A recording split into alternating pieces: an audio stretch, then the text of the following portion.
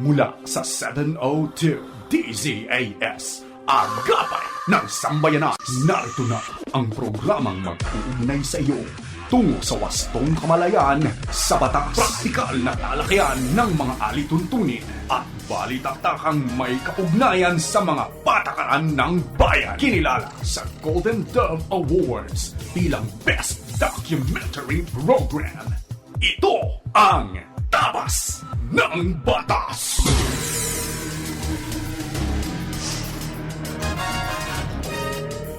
Isang magandang Sabado na umaga sa iyo na nakikinig sa anumang bahagi ng Pilipinas, Luzon, Visayas o Mindanao at sa iba pang bahagi ng mundo. Maraming naaga sa inyo naming nakikinig diyan sa Bicol Region sa pamamagitan ng CARE 104.3 The Way FM. At sa ating mga listeners diyan sa Zamboangas via 1116 DXAS Radio Comunidad Buenos Dias. Maging diyan sa mga kaagapay natin sa 1062 DXKI, your friendly voice sa Coronadal City. At ang atin namang mga taga-subaybay mula sa 1197 DXFE Davao City. At sa mga narito sa Metro Manila na walang sawang nakatutok sa atin, tuwing Sabado ng umaga, happy listening po sa inyo. Kami ang inyong mga kakampi sa batas. Ako po si Attorney Chona Cruz Gonzalez. At ako naman po si Attorney Jeremiah Belhica. Ito po ang inyong programang Tabas ng Batas dito po sa 702 DCAS FEBC Radio TV. Miyembro po tayo ng kapisanan ng mga broadcaster ng Pilipinas at napakikinggan at napapanood sa Facebook at YouTube channels ng 702 DCAS FEBC Radio TV. Siyempre sa Channel 185 sa Signal TV, sa pakikipagtulungan naman po ng GCTV. Tayo ay sinasamahan din ngayon ng ating growing family, At narito ang ating mga cute crew na sina Absidi Ferrer, Phil Lagtapon, ang ating kasama ngayon na si Desa Magtunaw, si Mika Tiangco, of course, ang ating Protex naman din na sina Benjo Morano, Reggie Villena, Nathaniel Peralta, Jonathan Reyes at RTV na sina Eileen Valdez, Wenmark Balatukan, Angelica Kalayag, Raymond Paner at yung mga kasama natin dyan sa Bukawi Transmitter site. At sa punto namang ito'y nais po naming pasalamatan ang lahat ng ating po mga kaagapay na patuloy po nating nagiging kapartner at katuwang sa ministeryo po ng FEBC. Sa tulong po ng Panginoon at inyong pong suporta, 76 years na po nating naibabahagi ang tama at mabuting balita ng ating Panginoong Hesukristo. Sa mga nais naman pong maging kabahagi ng ating pong ministeryo, maaari po kayong mag-message sa Facebook page ng 702 DZS FEBC Radio TV o bisitahin niyo na rin po ang donatenow.febc.ph. Ito may one word, no? donatenow.febc.ph para sa iba pa pong mga detalye. Okay, so bago ho kami magpatuloy ni Attorney Chona sa aming pong discussion, ay pagkaing pangkaisipan po muna tayo.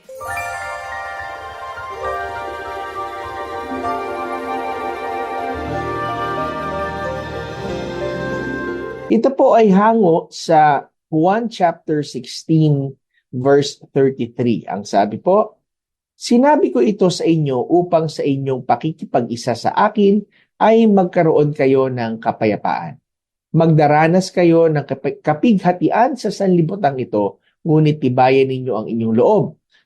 Napagtagumpayan ko na ang sanlibutan."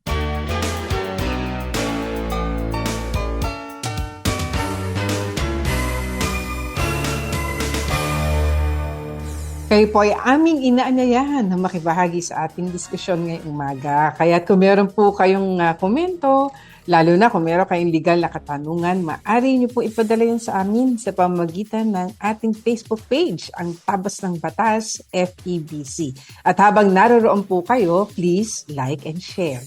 Tayo po ay magpo-pause for a break at sa ating pagbabalik ay tutungo na tayo kaagad sa ating unang segment, ang punto por punto, kung saan pangungunahan naman tayo ng ating batikang lawyer na partner na si Attorney Jeremiah.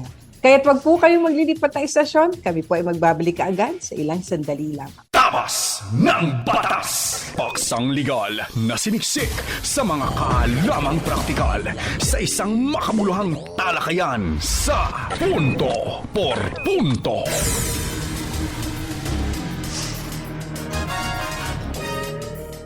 Alright, so tayo po'y nagbabalik muli sa ating programang Tabas ng Batas. Ako po rin po si Attorney Jeremiah Belica. At ako naman po si Atty. Chona Cruz Gonzalez at nasa unang segment na tayo, ang punto per punto segment kung saan tatalakay tayo ng isang napapanahong batas. At anong batas ba yung ating pag-uusapan ngayon, Atty. Jeremiah? Ang pag-uusapan natin ay medyo kakaiba ito, attorney, no? Hindi masyado na pag-uusapan, pero ito yung judicial separation of property ng mag-asawa. Judicial separation of property. Ayan. So, property lang. Property lang, mainit na mainit ang usapin ng divorce, no? Yung divorce bill. Yes. At syempre, napag-usapan na rin natin before yung annulment, declaration of nullity, at nabanggit din natin before, no? Yung legal separation. Pero ito naman, ito ay medyo kakaiba dahil ang pag-uusapan natin ay hindi tiniterminate ang pag-aasawa, ang marital bonds, hindi rin sila naghihiwalay. Pero ang kanilang properties lang ang kanilang inaayos at pinaghihiwalay. Okay, so ito yung judicial separation of property. Okay, so una, siguro i-distinguish natin, ano bang pinagkaiba na ito judicial separation of property dun sa annulment, sa declaration of nullity, pati na rin sa legal separation. Okay, so una sa lahat, ang annulment, declaration of nullity ay pinapawalang bisa na po yung kasalan na nagsimula from the very beginning. Sinasabi na as if wala hong kasal na nangyari o pinawalang bisa ang kasal from the very start. So, sa judicial declaration, separation of property po ay hindi ho ninyo pinawawalang bisa ang kasal. So, ibig sabihin kayo pa rin po ay mag-asawa. Okay? Kapareho din po ito nung tinatawag na legal separation na kung saan ang mag-asawa ay nananatiling mag-asawa pero sila ay separated bed and board. Ibig sabihin, sila ay rinirecognize ng batas na magkahiwalay, na hindi na sila nagsasama at the same time ang kanilang properties ay pinaghihiwalay din. Pero medyo iba rin ang legal separation sa judicial separation of property dahil pagka judicial separation of property, hindi pala ibig sabihin na magkahiwalay na rin kayo ng bahay, ang tinutulukan. Pwede pa rin kayong magkasama, no? Pwede pa rin kayong mag-asawa, pero ang iyong property regime lang ay pinaghiwalay ninyo. So, medyo ito yung sabihin natin na parang sabihin natin na less controversial ito dahil hindi naman talaga nag-away. Yes. At hindi naman talaga naghiwalay. At least, no? General, hindi automatic. Hindi katulad ng pag-legal separation. Ang pinagkaiba naman ng legal separation sa judicial separation of property ay ang mag-asawa ay merong alitan. Ibig sabihin sila ay magkaaway. Dahil sa pagpa-file mo ng legal separation, ay merong isang party na at fault. Merong isang tao na may kasalanan. Okay? Yes. At kinakailangan i-determine ng korte kung totoo ba nga na mayroong kasalanan ang ang tao na yan, no? Pag legal separation. So ano ang halimbawa ng mga grounds for legal separation? Katulad ng kapag ang tao ay nag-conduct ng violence, physical violence, abusive conduct, pressure to change religious and or political affiliation, nako yan, corruption or inducement to engage in prostitution, imprisonment of more than 6 years, drug addiction or habitual alcoholism, homosexuality or lesbianism. Ayan. Mainit yan, usapin na yan, dahil sa mga LGBTQ. Pero sa batas pala natin, ay isang ground rin to for declaring legal separation, subsequent bigamous marriage, nagpakasal ulit siya sa iba, at sexual infidelity or perversion, attempt on the life of the petitioner, or abandonment without justifiable cause for more than 1 year. So yan ang mga basis para makapag-file ng legal separation. Pero ang pinaghihintulutan ka ng batas na mamuhay ng hiwalay kayo ng tinitirahan, hindi kayo magkasama, at the same time, pati ang inyong ari-arian ay paghihiwalayin na. Okay, Mhm. so, pero, hindi katulad ng annulment at declaration of nullity, sa legal separation, kayo ay kasal pa din. Diba? Yes. Magkahiwalay lang. Yes. Okay? Mm-mm. Ngayon, ano naman itong sinasabi natin na judicial separation of property? Ito naman ay kakaiba dahil hindi kayo kailangan magkahiwalay. Dahil ang judicial separation of property is is faster, cheaper, and even less difficult than annulment and legal separation dahil it only divides the conjugal property between the spouses na habang sila'y magkasama.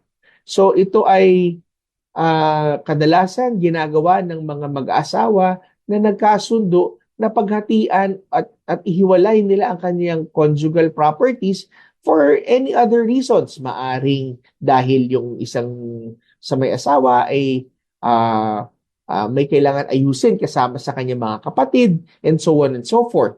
At saka ito, ang judicial separation of property ay maaari palang joint ninyong gawin. Ibig sabihin magkasundo kayo. Okay. At alam natin dahil sa ating bansa, no? Attorney, ito na-discuss na natin to, Attorney Chona, in the Oo. past na Yes. kapag ikaw ay kinasal at wala kang property regime at wala kayong kasunduan kung anong property regime ng inyong pagsasama, automatically ang inyong pagsasama ay governed ng absolute community of property. Ibig sabihin, ang lahat ng inyong ari-arian ay magiging magkasama. Yung ari-arian ninyo bago kayo mag-asawa at ari-arian ninyo after ninyo mag-asawa. Okay? So, pero kapag ang nakakatuwa dito sa judicial separation of property ay maaari pala na kung sakali na magbago ang isip ninyo na kailangan ninyong paghiwalayin, pwede ka pala mag-file na to sa court, no? The both spouses can file for judicial separation of property or only one spouse can also file if there is a sufficient cause. Okay? Of So course. normally, sinasabi, pwedeng sabay kayong mag-file o co-petitioner kayo or kung pwede naman, isa lang ang mag-file sa inyo pero kinakailangan meron siyang sufficient na basis or sufficient cause. Ano ba ang sufficient cause sa pagpa-file ng judicial separation of property? Ito yan, number one, that the spouse of the petitioner has been sentenced to a penalty which carried with it a civil interdiction or a deprivation of the right to manage and dispose the property. Ayan, meron siyang kaso at siya ay nahatulan at merong penalty na civil interdiction. Ibig sabihin, hindi siya pwedeng pumasok sa anumang kontrata o agreement sa ibang tao. So, yung asawa noong tao na may civil interdiction ay maaari mag-file ng judicial separation of property para mapangalagaan naman niya yung ari-arian nilang mag-asawa. Okay. Number two, the spouse of the petitioner has been judicially declared as an absentee. Ibig sabihin, matagal nang hindi nagpapakita at hindi nila alam kung saan at maaaring mag-file ng petisyon yung asawa na declaration of judicial separation of property. Ano pa? Loss of parental authority of the spouse of the petitioner has been decreed by the court. And number four, the spouse of the petitioner has abandoned, ayan, ito na yung medyo contentious na konti, abandoned the latter or failed to comply with his or her marital obligation. Ayan, ito naman, yung number 4, yan ay medyo at fault na siya. Okay? Okay, so, number 5, the spouses granted the power of administration in the marriage has abused the power. Ayan. Kapag binigyan man ng korte siya ng kapangyarihan dati na i-manage yan ang isa sa may asawa ng korte, ay may in-abuse naman niya. Pwede ka nang humingi sa korte na ito'y paghiwalayin. At number 6, finally, that at the time of the petition, the spouses have been separated. In fact, at least 1 year. And reconciliation is highly improbable. So, ibig sabihin, pwede rin naman na hindi mag-file ng tinatawag na legal separation, kung talagang magkahiwalay na, di ba? Pwede mag-file ng judicial separation of property lang. Okay. So, kapag ang court ay dineclare na judicial separation of property, pwede nang i-manage ng mag-asawa ang kanilang property separately from one another. At syempre, iingatan din dyan yung mga pinagkakautangan nila ng mga tao na hindi naman mape-prejudice doon sa pag-separate ng property. And finally, yung kanilang mga anak. Sinisigurado na yung mamanahin dapat o presumptive legitimes ng mga anak ay hindi rin ito maapektuhan at i-distribute na din ahead of time kung maaari, no? Depende sa korte yan. So yan po, no?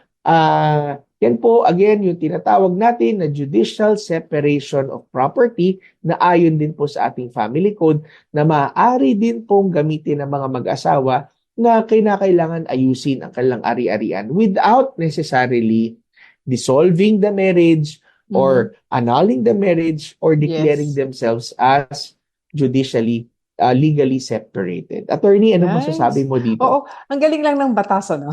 Ang galing lang din na yung mga ganyang aspeto napag-isipan din ng ating mga framers ng ating family code at maging mga related laws, ano? Kasi nga meron mga ganyan talaga sitwasyon na hindi naman necessarily maghihiwalay sila bilang mag-asawa, pero yung kanilang finances minamabuti na nila na paghiwalayin ang pagmamanage kasi nga depende sa circumstance. But anyway, ang ganda po dahil ang batas ay di ba na-address niya po ang mga sitwasyon na yan. Okay. So, salamat po. So, sa ating pagbabalik, huwag po kayong aalis dahil mapapakinggan na naman natin ang isa pang napapanahon na panukalang batas na i-discuss po sa ating pinakamamahal na Attorney Chona Gonzales. Kaya huwag po kayong aalis. Babalik po tayo dito lamang sa Tabas ng Batas. Tabas ng Batas! Pagbibigay linaw sa mga palapalagay, ugnay sa mga panukalang batas. Akala at panukala.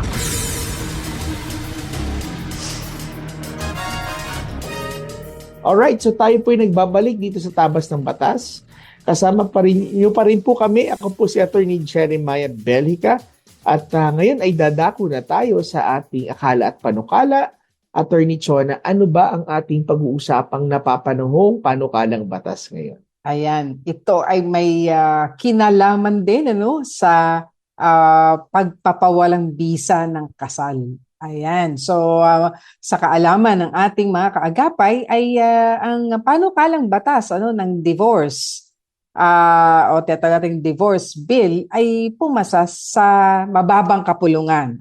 So doon pa lamang pumasa yon. So hindi pa yan batas. Ngayon ay merong mga panukala na nakabimbin pa sa Senado. Kasi alam naman natin na bago maging isang ganap na batas, ang isang pinapanukala, dapat ang panukalangan na nasa mababang kapulungan at yung nasa Senado, yung mataas na kapulungan, ay parehong pumasa. So, para sa kaalaman po natin, yung pong mga versions ng divorce bill sa Senado ay naroon pa at hindi pa po yan pumapasa. So, tingnan natin ang isa sa mga version ng tinatawag na divorce bill. Pero dito ang nakalagay ay dissolution of marriage, pero kung titingnan natin nilalaman ay yun din naman ang nais na mangyari about divorce. So ito ang Senate Bill 237 providing for the dissolution of marriage. So tingnan lang natin ang explanatory note na nagsasabi na ang 1987 Constitution nagagaranti ang araw ng recognition of the sanctity of family life and endeavors the protection of the family as a basic autonomous social institution. So, ito daw by definition, ang kanyang pagpapaliwanag, family constitutes relations between husband and wife, parent and child, ascendant descendants, brothers and sisters. Pero ang pinagpatuloy niya explanatory note ay kinuha naman, hinango sa UN Human Rights Committee. Committee lang Ang sabi, it declares the importance of acknowledging the various forms of family, So maraming klase raw ang pamilya, including unmarried couples, their children, single parents, and their children. Again, human rights UN ito, pero committee lang ito, no? Itong kanyang sinite dito. Hence, in implementing the policy of the state to recognize the sanctity of family life, take note sanctity of family life ang kanyang highlight, it must be duty-bound to promote and strengthen the well-being of its members.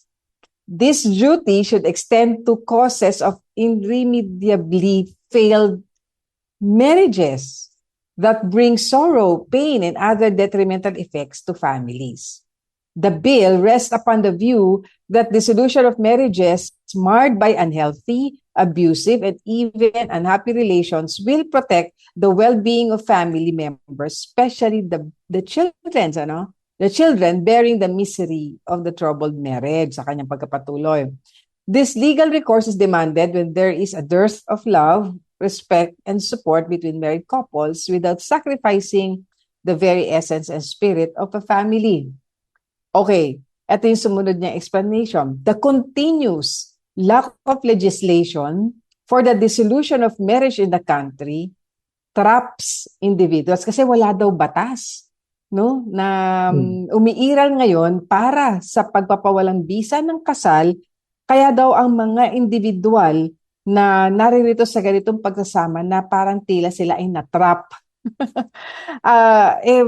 Nade-destroy at can at times be abusive to children, to families, to women, especially nga daw na-expose ang mga bata to a prolonged and constant marital clash affecting their overall well-being. So, yun ang kanyang pinagbabasihan. To date, the Philippines stands solitary in the world, aside from Vatican City as the only country where divorce is not legal. Meanwhile, a growing number of population is becoming receptive to the legalization of divorce, with an average of 53% of adult Filipinos responding positively to its application for irreconcilably separated couples based on, but take note, 27 survey ito. And meron tayong latest survey na among the married couples, hindi mataas ang kanilang pagsang-ayon, ang bilang ng pagsang-ayon, percentage ng pagsang-ayon sa divorce, So, hindi accurate itong nakalagay ngayon dito because this is 2017 survey. So, we have a latest survey. Now, the growing acceptance of divorce helps in reducing the stigma and opens the discourse on how we can address irreparable marriage, to the best interest of the family. It also upholds the policy of the state to promote and protect the well-being. Take note, the well-being of its citizens. But I would like to point out, Attorney Jeremiah, hindi ba gusto natin bigyan ng pansin na ang konstitusyon po natin, ganito ang sinasabi. Pagdating po sa Article 15 on family, sabi po sa Section 1, the state recognizes the Filipino family as the foundation of the nation. Mabigat yun, di ba? At pagpapatunay na kailangan talagang pahalagan natin yung pamilya. Dahil nga iyan ang pinakapundasyon ng ating bansa. Accordingly, it shall strengthen its solidarity. Di ba? Kailangan paigtingin pa natin yung kanilang pagkakaisa, hindi yung pagkakawatak-watak ng pamilya o pagkasira ng pamilya. Ang sabi, ang mandato ng Estado ay patatagin ang solidaridad ng pamilya and actively promote its total development. But it doesn't end there, bro, di ba? Sa Section 2, marriage. Eto, kung kasal na mismo. As an inviolable social institution is the foundation of the family and shall be protected by the state. So, yung pa lamang po, malinaw na ang konstitusyon, while it is for the protection ng well-being ng every member of the family, pero take note, ang mandato niya ay proteksyonan ang marriage, ang kasal, kasi ito po ang foundation ng pamilya at kailangan itong proteksyonan ng Estado. So doon pa lang, attorney, di ba? Ano na masasabi mo doon pa lamang sa sinasabi ng konstitusyon natin as against sa pinapanukala na karagdagang ang sabihin natin, ah, legal Mm. remedy? Kasi hindi po accurate to say na Mm. walang remedy ang batas ngayon kasi may legal separation. Yeah. Mayroong, Kanina yes, may nabanggit natin annulment, yung tsaka yung may nullity of marriage. judicial separation of property. Yes. Ano? So hindi naman necessarily na kailangan i-dissolve mo ang marital bonds at iba putulin mo talaga, no? At, marami eh. Una-una, counseling. Yes. Oo, kasi alam mo, Marital kung counseling. sasabihin natin kasing dahil yung conflict, etc., Mm-mm. saan ba naman po, dahil tayo yung mga broken people talaga, Mm-mm. imposibleng walang conflict anywhere. Hindi po Yeah. dahil nagkaroon ng conflict sa asawa sa ngayon, ay, di ba, pag ikaw nag-asawang muli, wala ka ng conflict doon sa bago mong asawa. It Mm-mm. doesn't work that way. Ngayon, pag sabing pa, paano po yung mga sinaktan? Paano po yung mga Mm-mm. inaabuso? Attorney, meron din tayong batas dito. Mm-mm. At na-discuss mo na din, hindi ba, ang remedy ng batas patungkol dito. Kung iyan po ay talagang mapapatunayan na merong pang-aabuso, hindi naman po dapat talaga na magkaroon ng ganyang relasyon, ano, ang mag-asawa. Hindi po din naman kalooban ng Diyos na maging, sa ika nga, punching bag, ano, ang kahit sinong miyembro ng pamilya, no? Hindi ganoon, ano, dahil we are all created in the image and likeness of God at kinakailangan Mm-mm. proteksyonan din po natin ang bawat isa. Ngayon, meron pong batas na nag-a-address po yan at hindi po sinasabing na pagka umayaw sa divorce bill ay, o sige, hayaan na lang ba natin na yung mga nasasaktan nating kababayan manatili sa isang kasal na wala ng respeto at pagmamahal? Hindi po. Meron naman po kasi ng remedyo ang batas maski wala ang divorce bill. Mm-mm. Yun po naman ang sinasabi na katotohanan na may remedyo at hindi po naman din sinasabi na ay manatili na lang kayo sa ganyang relasyon at hayaan nyo ang sarili nyo saktan kayo. Hindi rin naman po iyon ang naisin ng batas at hindi po yun ang kalooban ng Diyos. Kung kaya't Mm-mm. meron nga pong mga batas na naririyan na pwede po nating magamit para po maremedyohan yung ating sitwasyon. Kasi Mm-mm. attorney, pag tingnan natin itong panukalang batas na ito, ang Mm-mm. nilagay ng mga grounds ay may kinalaman doon sa mga grounds din na nasa legal separation, grounds sa annulment, Mm-mm. no? Grounds marahil doon sa nullity of marriage at may dinagdag, existing irreconcilable marital difference. Para sa US, ano? Yung pagka meron kayo daw irreconcilable difference, pwede na for divorce. O kung ang spouse daw nag-obtain ng divorce abroad, nasasaklawan na rin ang batas natin ngayon yan. In fact, ang family code nagsasabi na kung naka-obtain na ng divorce, valid divorce ang isang foreign spouse, yung Filipino spouse, di ba, pwede na ngayon niyang gamitin iyon, yung divorce paper na yon, ha, na para sabihin, wala rin visa yung kasal namin, ano? Kasi, Mm-mm. ito na nga, meron na nga divorce paper coming from the place where divorce is valid, ano? So, kinikilala na rin natin ito. So, this is nothing new, no? Mm-mm. When a spouse is presumed dead, no? Ground na daw to. Hindi ba, attorney, kapag ka presumed dead, pwede ka naman pumunta sa court ngayon at ipadeclare mo siya na Yeah. Declaration presumptively of presumptive death. death. So, Mm-mm. meron na po ito eh. So, halimbawa naman daw, may conviction ng offense ng vowsy, pwede na rin siyang ground for divorce, no? Actually, kung tusuriin natin, yung ground ng psychological incapacity, pwede rin namang doon pumasok ito hindi ba? Kasi ba't nananakit ang isang tao? There's psychological, di ba, parang disorder din doon, ano? Hindi natural na ikaw ay mananakit ng asawa mo, hindi ba? So, nandun na rin siya. And when a respondent attempt against the life of a common child of a petitioner, so the rest of the grounds for legal separation, the rest of the grounds for annulment ay gusto na rin ilagay na ground for divorce. So, but kung titingnan natin, sabi nila para mas madali daw, ano? But the thing is, meron pa rin notice and hearing. Mm-mm. So, pupunta pa rin po sa korte. Magbabayad pa rin po sa korte. magpo-prove ka pa rin ng case mo sa court. Just like annulment, just like nullity of marriage, just like legal separation. At meron ding mandatory cooling off period na 6 months, just like in legal separation. Meron na ngayon. Yes. Of course, naglagay sila dito na kung sakaling merong reconciliation during the pendency of the action or the case for divorce, mababaliwala na no, yung divorce. Hindi ba meron din naman yan sa legal separation? So nothing is new really except doon sa inilalagay na ground na irreconcilable differences. So, but yung mga argument na walang existing law to remedy yung mga gantong situation, hindi po siya accurate kasi may mga batas. To say na mas mapapadali nito ang proseso, mukhang hindi rin po kasi pupunta rin po sa court to file divorce proceedings na mas magiging matipid daw kung ito ang gagawin.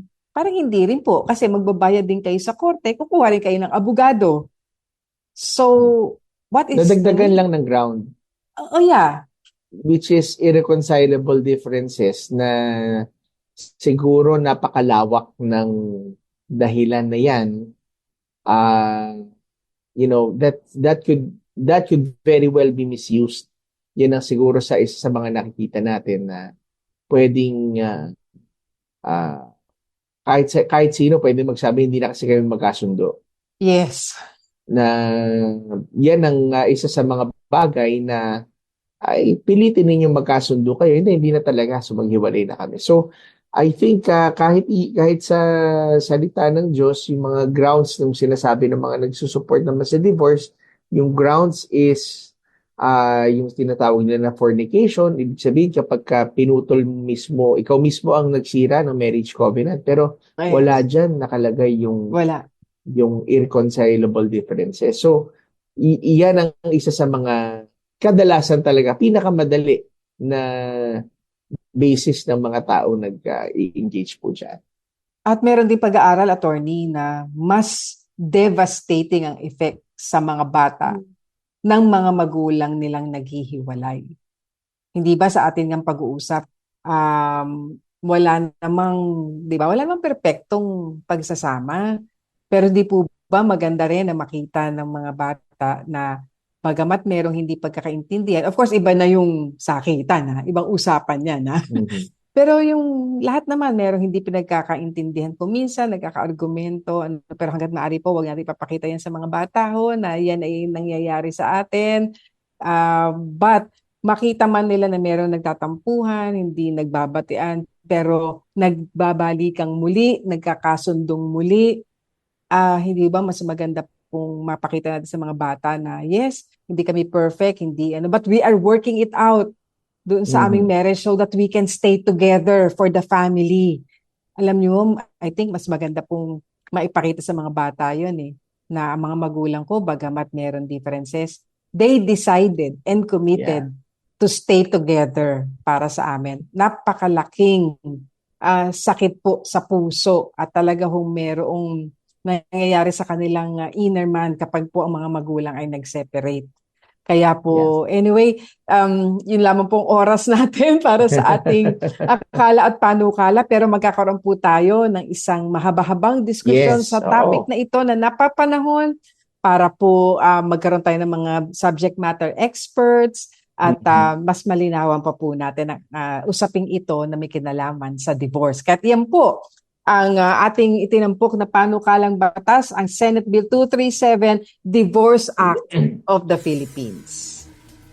Tayo po ay magpapause for a break at sa ating pagbabalik, tutungo na tayo sa ating payo de asunto at tayo tatalakay na po ng mga ipinadala ninyong legal na katanungan. Kaya't kami po ay magbabalik sa ilang sandali lamang. Tabas ng Batas! Mga kasong bibigyang pansin at mga katanungang sasagutin, yan ang tututukan at gagabayan ng Payo de Asunto.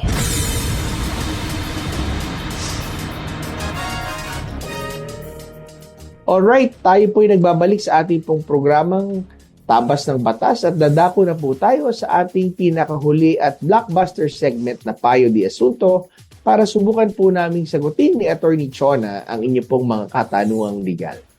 Ayan, kaya pakinggan na natin ang unang katanungan ipinadala sa atin ng ating listener. Intentional na binuksan ng employer ang Facebook account ng kanyang empleyado. Tama po ba ito? Pag-aari pa rin po ba ng company ang personal account nyo pag ito ay nalagin na sa unit na pag-aari nila? Oh, ayan, attorney, no? So, ito ay maaring nangyayari hindi lang dito sa ating kaagapay na ito, no? At magandang mabigyan din natin sila ng guidance, ano? Dahil personal account na yung Facebook na yun. At That's right. bakit tila nangialam na, ang kumpanya kung ito ay ayon sa kanyang pagkakalahad sa atin? Parang ang isa pong Facebook account, kasi ang kakaiba ho kasi sa social media account, pwede mong buksan sa several na mga units or gadgets, no? Sa cellphone mo, sa laptop mo, sa desktop mo. So, ang nangyayari kasi kapag ikaw ay nagtatrabaho sa iyong opisina at nagpe-Facebook, nabubuksan mo yung Facebook mo doon sa iyong office issued na laptop or desktop. Yes. Una sa lahat, dinidiscourage natin na gamitin mo ang iyong Facebook. Maliban na lamang kung ikaw ay nagtatrabaho at parte ng trabaho mo yan, doon ka lang sa private gadgets mo. Ngayon, kung nangyari na sa office gadget po ninyo, na kabukas po din yung Facebook ninyo, ay sa inyo pa rin ho yan at hindi ho yan pwedeng pakialaman ni sino man nang wala ho kayong pahintulot. Dahil, bagamat sa kanila po yung unit, wala ho yung pinagkaiba sa isa pong gamit, bag, na naiwan ninyo sa inyong opisina at ito'y nakabukas nung inyo pong naiwan. Bagamat ang bag ay nasa kanilang opisina, nasa inyong opisina, pero yung bag ho at ang laman po na yun ay sa inyo pa rin ho. At hindi ho dapat ito pinakikialaman dahil meron ho kayong right to privacy ayon po sa ating konstitusyon. At bagamat ang Data Privacy Act primarily concerned po ito sa collection of data and processing ng personal information, ay ang principles po niyan ay maaari po ninyong gamitin ang mga prinsipyo ng pag-iingat ng privacy ng tao para sila po ay patigilin ang sino mang taong nakikialam ng inyong personal na social media accounts. So, kung meron po silang magawa doon sa inyong social media account, mag-post po sila ng kung ano-ano na nakakasira po sa inyo, ay maaari po yan magkaroon ng civil damages at maaari po yan sila ipagbayarin ho ng korte. Ayan. So, sa atin namang ikalawang katanungan na ipinadala sa atin, pakinggan naman natin ito. May 11 years old na babaeng anak ako na kukunin ko sa papa niya. Kasi itatransfer ko siya ng school dito sa amin. Hiwalay kami at hindi kasal. Makukuha ko ba ang anak ko? Salamat. Ayan. So, ito naman ay may kinalaman sa kanino ba dapat custody ang bata na ipinanganak sa pagitan ng magulang na hindi naman ikinasal. Dito sa kanyang katanungan ay kung maaari niyang makuha siya yung mother at apparently yung kanyang anak ay nandun sa poder ng kanyang ama sa ngayon pero hindi nga sila kasal. Malinaw po ang family code na nagsasabi dito po sa section 1 ng article 176 na nagsasabi na yung illegitimate children po shall use the surname and shall be under the parental authority of their mother. Kaya po dapat po ay nasa inyong poder po ang inyong anak dahil nga po hindi po kayo kasal ng kanyang ama at dapat po ay nasa pangangalaga po ninyo at kailangan kayo ang nag-exercise ng parental authority. Of course, kung ito naman pong batang ito ay kinilala ng kanyang ama at pinagamit yung surname niya dito sa inyong anak, wala rin naman pong dapat maging problema roon, dahil kinikilala rin ng batas natin na kung ang ama ay kinilala, in-acknowledge itong anak na ito at pinagamit yung kanyang surname, ay maaari rin naman yun. But nevertheless, yung pong parental authority ay nandoon pa rin po sa kanyang nanay, sa inyo po. At in fact, attorney, merong isang batas, or rather isang kaso na nakarating sa Supreme Court nitong July 2018 ay meron ding pagkapatibay nitong sinasabi sa batas na ito sa Family Code. Nagsasabi, mothers are entitled to the parental authority of their illegitimate children, notwithstanding the father's recognition of the child. So sa nanay pa rin po. And in the exercise of that authority, mothers are consequently entitled to keep their illegitimate children in their company. And the court will not deprive them of custody. So talaga pong sa nanay po. At yung pong pagsusustento, dapat pa rin pong gampanan yan ng kanyang ama, lalo na sa kanyang mga pangailangan sa pag-aaral, etc. At kung kayo rin naman po ay may kakayahan din, of course bilang nanay, magbibigay din po kayo ng sustento para sa inyong anak. Pagtutulungan pa rin po ninyong ng ama ng inyong anak, yung pagpapalaki ng inyong anak, bagamat ang kustodiya at ang exercise ng parental authority ay nasa sa inyo po bilang kanyang ina ayon sa ating batas. Ayan. So bigyan daan naman natin ang isa pang katanungan. Attorney, no, sabi, magandang umaga po, attorney, no, sabi rito, nakipaghiwalay po ang asawa ko noong 2012 nang walang kadahilanan at simula noon ay hindi na kami nagsasama. Pero nakikipag-ugnayan po yung 3 anak namin sa kanya kasi dati po siyang OFW. Ang tanong ko, may usapan po kasi kami noon sa PAO o Public Attorney's Office nung nag-file po ako ng complaint 2016 para po sa financial support. Ayan. At nagkasundo kami at may document kami na nagsasabi na patatapusin niya ng pag-aaral ang mga anak ko. Ngayon, hindi pa po tapos sa pag-aaral ang 3 anak ko. Minor sila noon pero hindi na po ngayon. Pero may isa pa na 19 years old na gusto namang mag-aral. Pero nag-stop na nga po kasi nagwawalang bahala ang pagwawalang bahalang magbigay ng financial support dahil hindi na po sumusuporta dahil wala na raw po siyang trabaho. Ano ba ang tamang paraan upang mapatunayan na mailaban po ang dati naming napag-usapan sa Public Attorney's Office? Actually po, ang mga magulang ay kahit wala hong agreement na nangyari dyan sa PAW na tinatawag, ay automatically po na kinakailangan mag-provide ng basic necessities. Yeah. Ayun ho sa ating sa family code. No? Facebook na naman kasi family kasi code. nandun siya. Ayun sa ating family code, sinabi ho dyan na kailangan nag-provide ng basic necessities like food, shelter, and clothing, but also ensuring the emotional and also psychological well-being ng isang bata. At ang sinabi nga, bagamat siya ay age of majority na, no? Siya ay age 18 years old, pero ang magulang ay may obligasyon pa rin suportahan ang kanilang mga anak hanggang age 21 for purposes of education. So, maganda ho na meron kayong naging kasunduan sa Public Attorney's Office. Pero kahit na wala nga yan, ay kinakailangan sumuporta po ang magulang. Pero sa ganang ito, nagsasabi naman ho kasi na ang kadahilanan, gustuhin ko mang sumuporta, ay wala naman akong trabaho. Okay. For at a certain extent, maaring totoo ho yan. Pero kung ilang taon na po, at ganyan pa rin po na walang pera at walang sustento, dahil wala akong trabaho at wala naman at hindi naman ho naghahanap ng maayos na trabaho, ay maaari hong panagutin ang magulang dyan dahil bakit kailangan gumawa ka naman ng paraan? Diba? Siguro kasi baka namimihasa at di bale, mahiwalay naman kami at meron naman ibang inaasahan.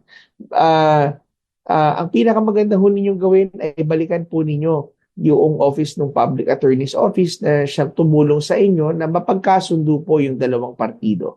At baka sila po ay maaring imbitahan ng inyong pong asawa para tanungin ano na ba nangyari at ano ba ang pwedeng i-expect sa iyo. Kailan ka ba makakaroon ng trabaho? Meron ka bang mga ginagawang mga efforts?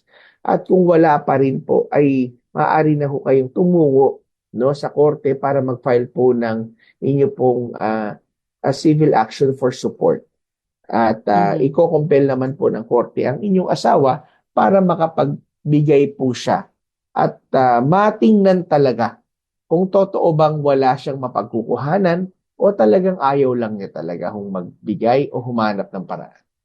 Alam mo, attorney, ang isa pang mabigat dyan, kasi doon sa Violence Against Women and Children Act, yung hindi pagbibigay ng sustento, pwede po iyang maging economic violence na tinatawag. Oo, kaya another case po iyan. Kaya mabigat-bigat na haharapin yan.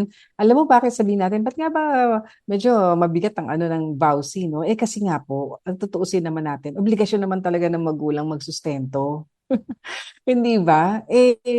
Tama. Kaya pinapaigting po ang batas para po naman yung obligasyon na nakakaligtaan maipaalala sa atin, pero mabigat-bigat kasi nga kaso yan pagka hindi po natin tinupad yung ating obligasyon. Kaya mas mainam po na talagang kilalanin ng iyong asawa yung kanyang obligasyon din, at yun nga, ibang usapan din naman kung wala siya ngayong kakayahan, kailangan naman patunayan din. Oo, tsaka ano yung ginagawang paraan para yes, makagawa naman ng hindi naman pwedeng habang buhay wala na akong kakayanan. At minsan ay makikita rin na ito ay sinasadya ko minsan. At wag naman sana. Wag naman sana. Oo. Kaya pwede ko kayo tumungo muli dun sa Public Attorney's Office na tumulong sa iyong pagkasunduin para kamustahin siya siguro ano na ba nangyari dun sa ating usapan. Yan. So, yan po muna natin na tatapusin yung ating mga pagtatalakay ng katanungan dahil po wala na tayong oras. So, balit kung hindi po ninyo napakinggan ang naging kasagutan natin sa mga legal na katanungang ating binigyang daan, maaari nyo po itong balikan sa pamamagitan ng ating Facebook page, ang 702 DZAS-FEBC Radio o sa Tabas ng Batas FEBC. At kung hindi naman po namin nasagot ang inyong mga katanungan, abangan nyo na lamang po ito sa susunod pang mga Sabado. Sa mga may legal concerns, mag-message lang po kayo sa aming Facebook page or pwede rin ho kayo mag-send ng inyong audio or video messages ng inyong pong katanungan. At kaya sa panahong ito ay tutungo na tayo ngayon sa ating prayer time. Ama, makapangyarihan sa lahat, kami lumalapit na nagpapasalamat sa inyo. Sa iyong walang hanggang kabutihan, katapatan.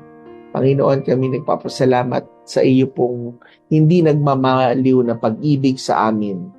Panginoon, na ikaw ho ang aming nagiging karamay, Panginoon, sa amin pong pag-iisa, tagapagtanggol, Panginoon, sa laban, Panginoon, sa mga para sa mga inaapi, Panginoon, at ang mabuting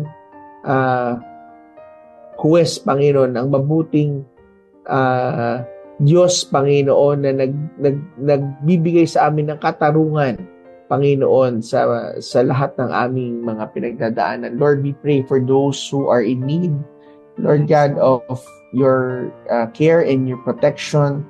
Father, sa lahat na nakakapakinig na aming pong tinig, O Diyos, sila po ay yung comfort, abutin, tulungan, at bigyan mo sila, Lord God, ng mga tamang tao, Panginoon. Lord, na patuloy na tutulong sa kanila, Lord God, sa kanilang mga problemang legal.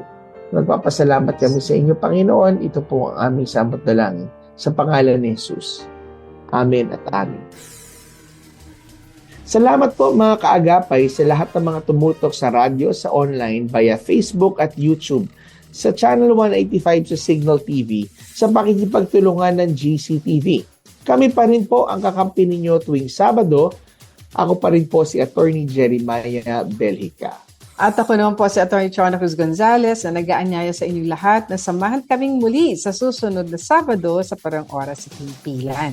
Kaya't lagi po nating tatandaan, kung uunawain at susundin, kakampi mo ang batas. Nais po naming makarinig mula sa inyo para sa mga kuro-kuro, mungkahi o mga bagay na nais ibahagi sa palatuntunang iyong napakinggan. Sumulat lamang sa 702 DZAS, Agapay ng Sambayanan, 1 Corporate Center, 46th floor, Doña Julia Vargas Avenue, Corner, Meralco Avenue, Ortigas Center, 1605, Pasig City. O mag-email sa dzas info@febc.ph.